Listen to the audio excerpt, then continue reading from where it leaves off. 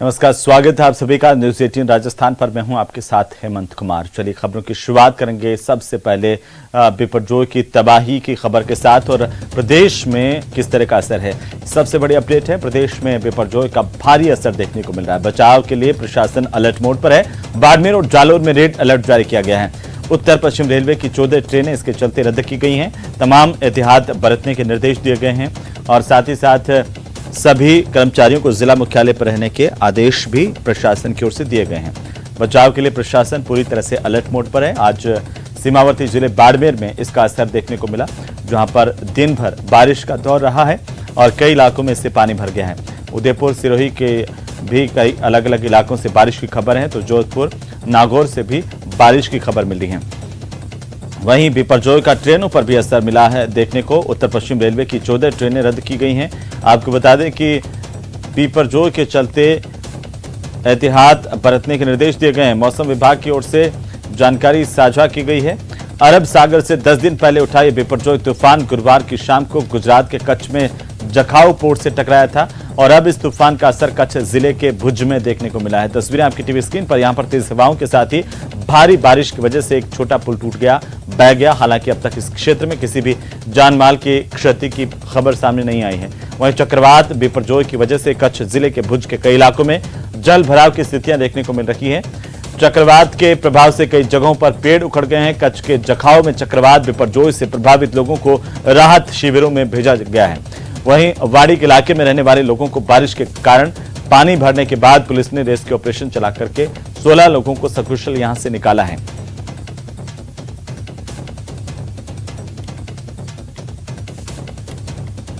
अलग अलग जगहों से बिपरजोय को लेकर के जो अपडेट्स आ रही हैं, बाड़मेर और जालोर में रेड अलर्ट है और आज भारी बारिश इन इलाकों में हुई है।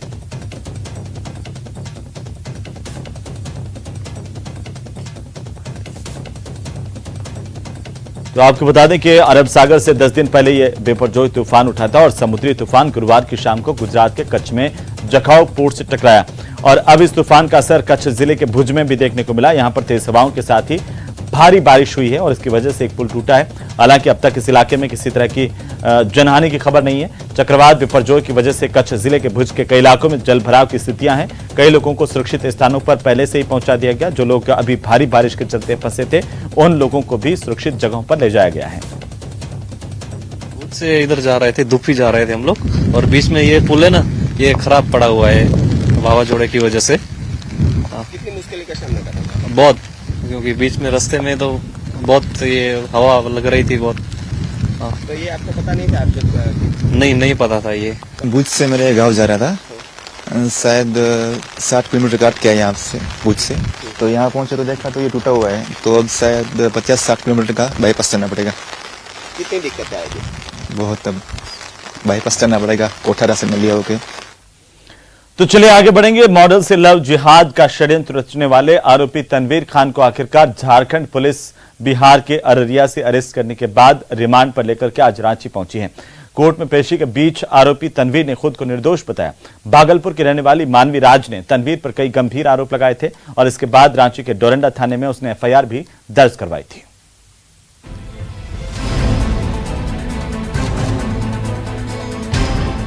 मॉडल मानवी राज पर धर्म बदलने का दबाव बनाने का आरोपी तनवीर खान बिहार के अररिया से अरेस्ट हुआ था और उसे लेकर पुलिस रांची पहुंची।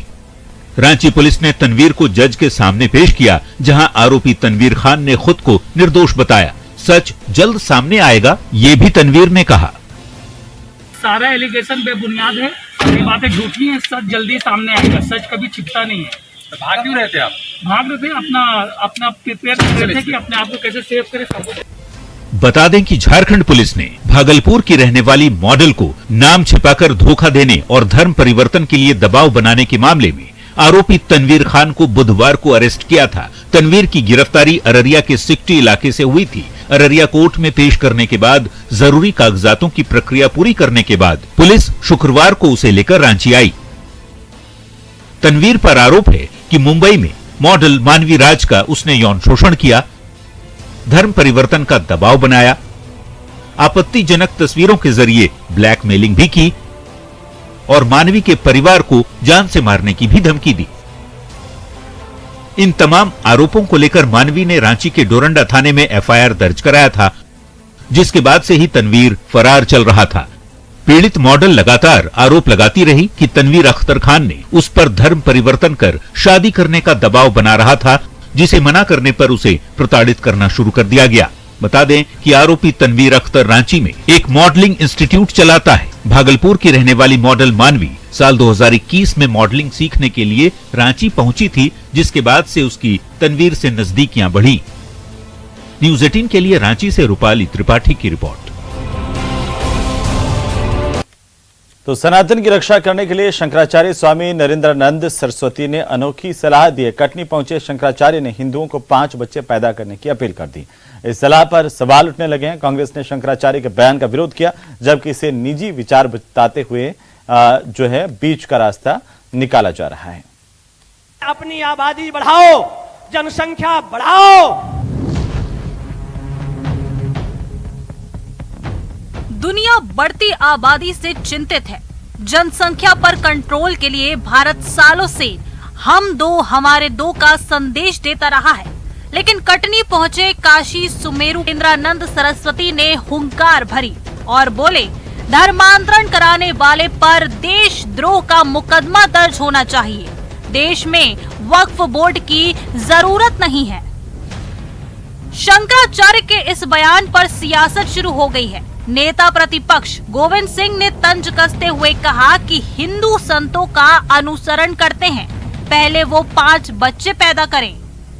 हम लोग सनातन धर्म में आस्था करते हैं, मैं भी सनातन धर्म में आस्था करने वाला व्यक्ति हूँ। अगर शंकराचार्य जी सुमेरु पीठर जी ने इस तरह की बात कही है, तो हम लोग तो माताओं का अनुसरण करते हैं। पहले तो मैं उनसे अनुरोध करना होगा, पहले आप 5 बच्चे पैदा करें, हम भी आपका अनुसरण करने लगे, हम भी पैदा करने की सोचेंगे। तो हमारा उनसे निवेदन है कि पहले 5 बच्चे पैदा करके देश की जनता को, अपने सनातन धर्मियों को बताएं, तब लोग आपका अनुसरण करेंगे। बोली बातें थोड़ी कर पाएंगे। बात करते समय ये ध्यान रखना चाहिए कि हमारे देश में कितनी गरीबी है, कितनी बेरोजगारी है, किस तरह से भूखमरी की स्थिति में लोग परेशान हैं, और ऐसी परिस्थिति में जनसंख्या को बढ़ाने के लिए प्रोत्साहित करना धर्म गुरुओं को शोभा नहीं देता है। धर्म गुरु पुरानी बातें करे, हमारे जो वेद पुराण में जो बातें कही गई है, पर उनमें से जो बातें अभी वर्तमान में लागू हो सकती है, उनके हिसाब से प्रामाणिकता के हिसाब से बात करना चाहिए। कांग्रेस खुलकर शंकराचार्य के इस बयान का विरोध कर रही है, लेकिन आबादी बढ़ाने की शंकराचार्य की अपील का समर्थन या विरोध करने के बजाय बीजेपी ने बीच का रास्ता निकाला है। पार्टी का कहना है कि ये उनके निजी विचार हैं। यदि उन्होंने जो कुछ कहा, पहले तो उनके निजी विचार हैं, निजी तौर पर उन्होंने जो भी कुछ कहा है ये किसी पार्टी के विचार नहीं है, लेकिन कहीं न कहीं उनका अनुभव तो कहता है, यदि उन्होंने कुछ देखा होगा या इस तरह की बातें उनके सामने आई होगी या इस तरह की स्थितियां देख रहे होंगे कि किस प्रकार लव जिहाद चल रहा है देश में, धर्म परिवर्तन का चल रहा है, किस प्रकार बच्चियों को गुमराह करके उनकी पहचान छुपा के उनको धर्म परिवर्तन कराया जा रहा है, उनसे विवाह किए जा रहे हैं, बाद में उनके टुकड़े टुकड़े किए जा रहे हैं, उनकी हत्या की जा रही, किस प्रकार से धर्मांतरण का खेल चल रहा है, और कर्नाटक की सरकार ने किस प्रकार धर्मांतरण कानून को रद्द किया है, किस प्रकार आज सनातन धर्म के लोग, बहुसंख्यक लोग कई प्रदेशों में अल्पसंख्यक होते जा रहे हैं। तो ये चिंता का विषय, उस पर उन्होंने चिंता जाहिर करी, लेकिन उनके निजी विचार है और उन्होंने निजी तौर पर व्यक्त किए, किसी हमारी पार्टी के विचार नहीं है। शंकराचार्य की 5 बच्चे पैदा करने की सलाह पर बहस छिड़ गई है। इससे पहले भी ऐसी अपील की गई है, ऐसी सलाहों का विरोध होता रहा है, लेकिन समर्थन भी आसान नहीं। Bureau report, news 18। तो वहीं चलिए अब बात करेंगे मणिपुर की, जहां पर बिगड़े हालात पर अभी काबू नहीं पाया जा सकता। और इसी बीच गुरुवार की रात को कथित भीड़ ने एक बार फिर से केंद्रीय विदेश राज्य मंत्री राजकुमार रंजन के आवास को निशाना बनाया। भीड़ ने घर को आग के हवाले कर दिया, जिससे यह घर पूरी तरह से जल गया है। केंद्रीय मंत्री का यह आवास इम्फाल पूर्वी जिले के तहत गोंगबा नंदीबा लेका इलाके में था। एक दिन पहले इम्फाल में मणिपुर सरकार में मंत्री नेमचा किपगेन के आवास पर भी आग लगा दी गई थी। विदेश मंत्री राजकुमार रंजन सिंह ने बताया कि मैं फिलहाल आधिकारिक काम से केरल में हूं। शुक्र है कि कल रात मेरे इम्फाल स्थित घर में कोई घायल नहीं हुआ। बदमाश पेट्रोल बम लेकर आए थे और मेरे घर के ग्राउंड फ्लोर और फर्स्ट फ्लोर को नुकसान पहुंचा है। उन्होंने कहा कि मेरे गृह राज्य में जो हो रहा है उसे देखकर बहुत दुख होता है। मैं अब भी शांति की अपील करता रहूंगा। इस तरह की हिंसा में शामिल लोग बिल्कुल अमानवीय हैं। हाल ही में मणिपुर में एक हिंसा के एक घटना में अज्ञात व्यक्तियों ने इम्फाल में यूनियन मिनिस्टर राजकुमार रंजन सिंह के घर में आग लगा दी। ये घटना शुक्रवार तकरे उस समय हुई जब मंत्री घर से बाहर थे। ये घटना राज्य मंत्री नेमचा किपचेन के घर पर इसी तरह के हमले के बाद हुई है। इम्फाल में कर्फ्यू होने के बावजूद मोकोंगो में मंत्री के घर तक पहुंचाने में कामयाब रही। उस समय ड्यूटी पर 9 सुरक्षा स्क्वाड, 5 सुरक्षा गार्ड और 8 एडिशनल गार्ड थे। आइए सामान्य स्थिति बहाल कराने और मणिपुर के निवासियों के लिए शांतिपूर्ण वातावरण को बढ़ावा देने की आशा करें। इम्फाल से अहंतेन विश्वजीत, न्यूज़ 18। तो वहीं भारत सरकार ने राजधानी दिल्ली के 3 मूर्ति भवन परिसर स्थित नेहरू स्मारक संग्रहालय और पुस्तकालय सोसाइटी का नाम बदल करके प्रधानमंत्री संग्रहालय और पुस्तकालय सोसाइटी कर दिया है। सरकार के इस कदम पर सियासी संग्राम छिड़ गया। कांग्रेस ने इस कदम की तीखी आलोचना की तो वहीं बीजेपी की ओर से पलटवार किया गया। बीजेपी के राष्ट्रीय अध्यक्ष जेपी नड्डा ने कांग्रेस के बयान पर पलटवार किया। नड्डा ने कांग्रेस अध्यक्ष जेपी नड्डा के ट्वीट को शेयर करते हुए तंज कसा। माफ कीजिए, आपको बता दें कि नड्डा ने यहां पर कांग्रेस अध्यक्ष की ओर से किए गए ट्वीट पर भी तंज कसा और साथ ही राजनीतिक पक्ष का क्लासिक उदाहरण एक साधारण तथ्य को स्वीकार करने की असमर्थता, ऐसा ट्विटर पर कहा गया।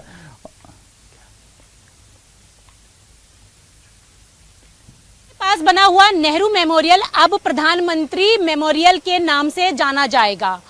25 तारीख को इस सोसाइटी की बैठक हुई जिसके उपाध्यक्ष है रक्षा मंत्री Rajnath Singh. NMML Nehru memorial museum and library society की बैठक में यह तय किया गया कि अब नेहरू मेमोरियल म्यूजियम का नाम बदलकर प्रधानमंत्री संग्रहालय के नाम पर रखा जाएगा।